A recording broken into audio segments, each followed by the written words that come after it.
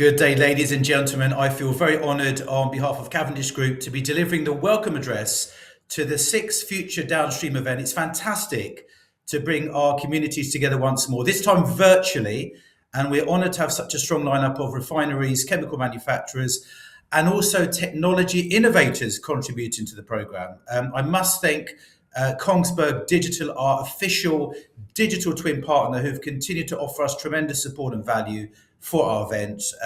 I'd also like to extend our gratitude to the Future Digital Twin Advisory Committee, who have helped shape the theme of the agenda over the last few weeks. The theme of the conference is centres around AI and digital transformation. And whilst technology can become a source of positive change, we all recognise there are several challenges that need to be overcome to fulfil its ultimate potential. Reactiveness and resilience are becoming increasingly important traits in the downstream industry. Foundational capabilities will ultimately come from data, where the focus should be on data literacy, governance, education, but also promoting transparency and accountability. Ultimately, in downstream operations, most value from data will come from preventing equipment failure and optimizing energy consumption. But again, the success of a clear path depends on strong data foundations and mature operating models.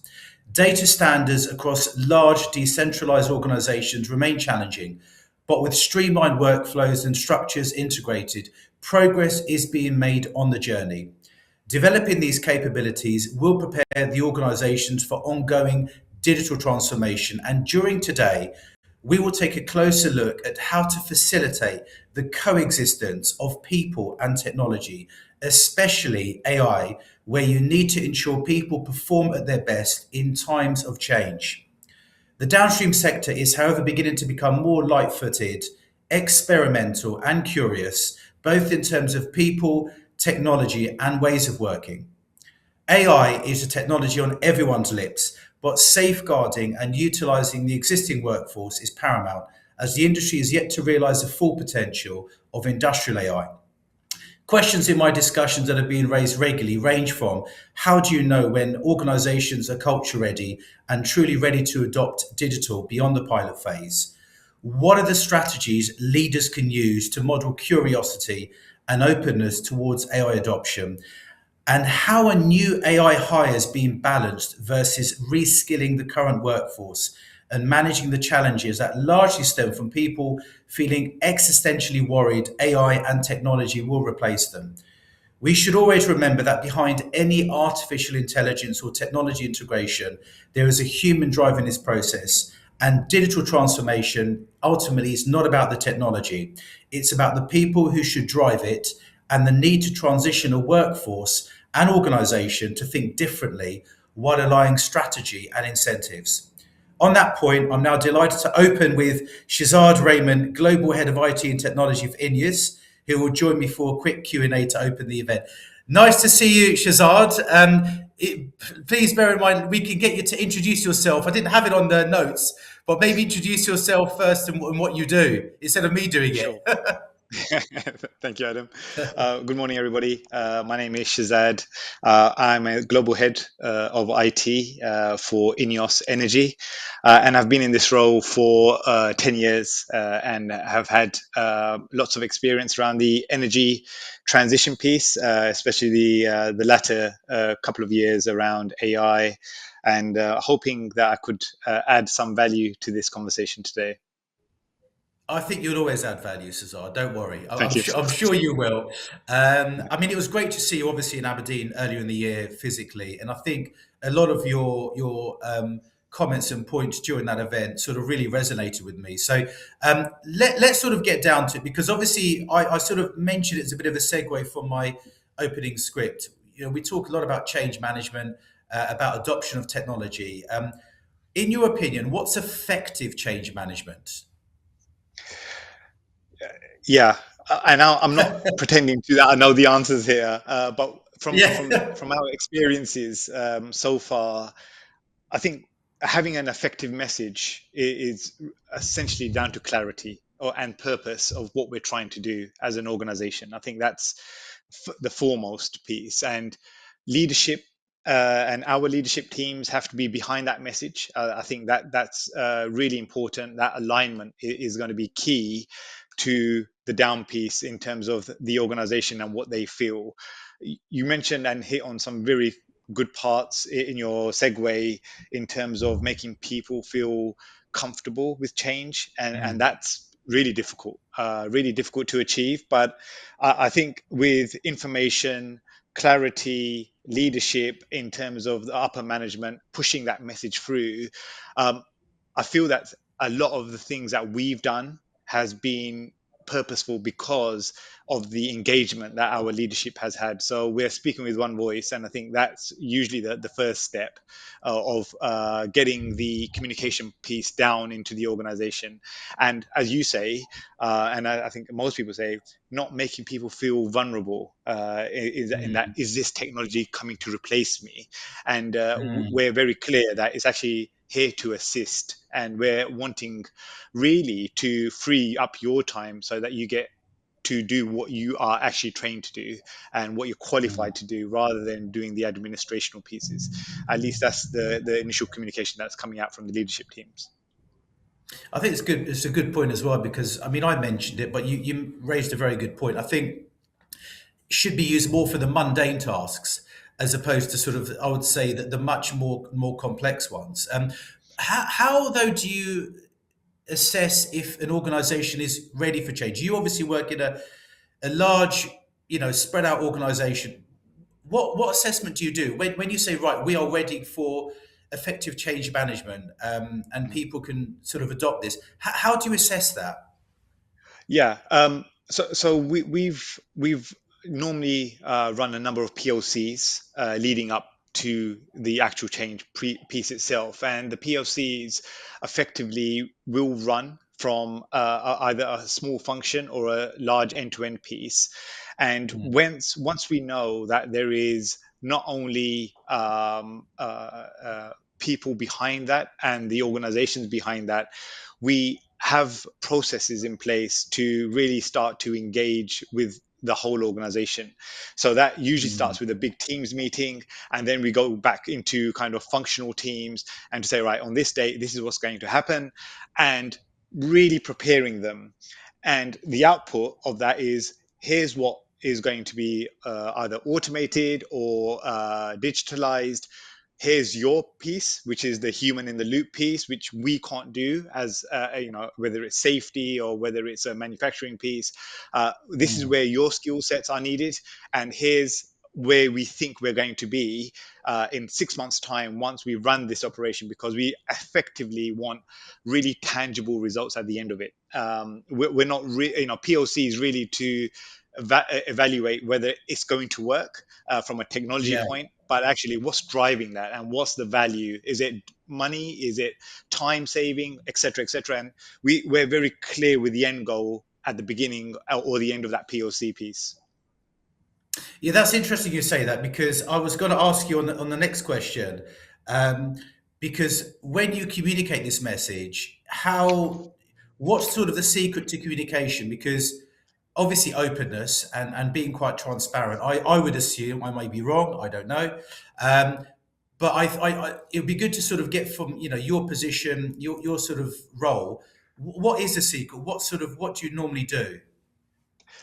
Yeah, so I think whenever you bring change into an organization, and I can only refer to INEOS, what we're Yeah. constantly trying to map out is the maturity piece. Is the organization mature enough for the change? And actually, what's the capability of the organization? And who needs to be trained? And what type of training do they need? So we're very much into the weeds at that point. Yeah. So we're very holistic view is this is what we want and how we want to do it, and here's how we're going to help the process, not only from a technology piece but actually improving your skill set. So there's a buy-in from them to say, oh, right, actually, I know about this. So they're ingrained in that conversation.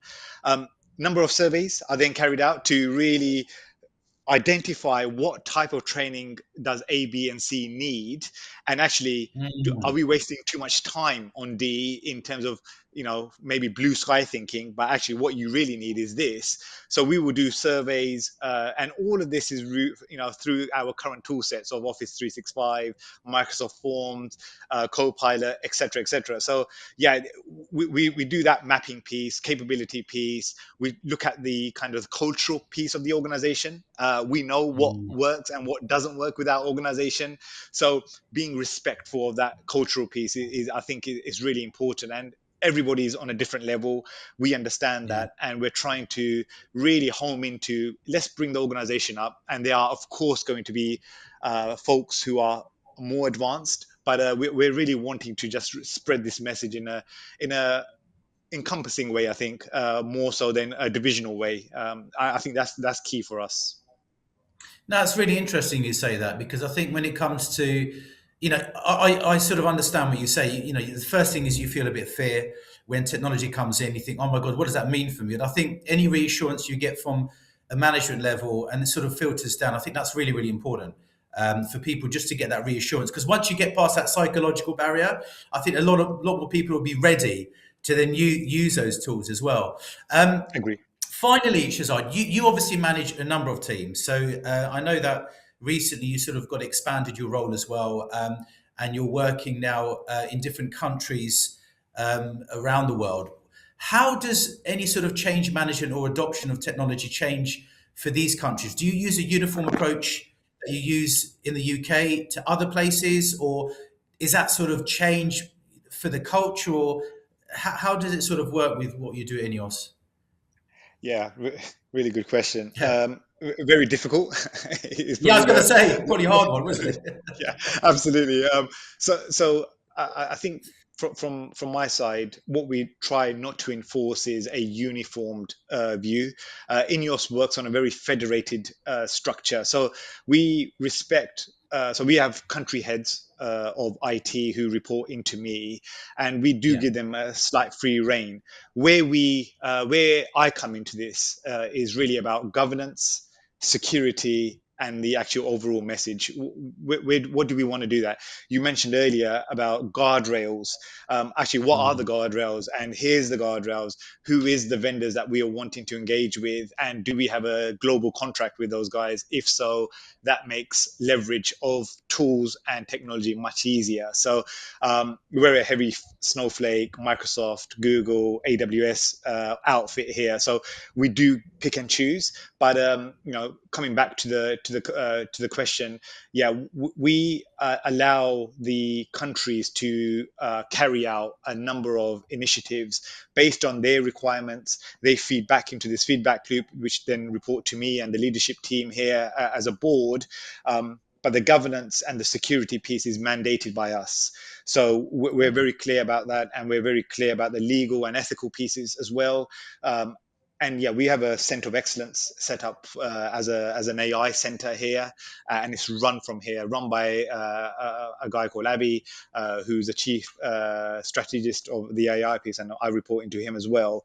So yeah, organization, structure, and governance and security piece is mandated by us, and then the local countries are more or less allowed to do what they need to do in order for their organizations to prosper. They come back into us and say, we're thinking about this. Do you have any expertise in this? And we'll say, yes, we do, or no, we don't. And that's the feedback loop that we use. So yeah, loose structured, federated, governed and secured, and making sure that the legal and ethical processes are in place to ensure that everybody works in a safe environment. I think that's the key part for us. Yeah, I think that's going to be probably one of the running themes today, actually, because I think when we did some of the events, especially on AI, governance and sort of guardrails, anything to do with responsible AI and anything to do with responsible technology or management of that is important. So, Shehzad, thank you very much for joining me. It's been a pleasure as always. I hope to see you again soon. But it's a great way to open the event. So, many thanks for joining me on this Q&A session. Thank you.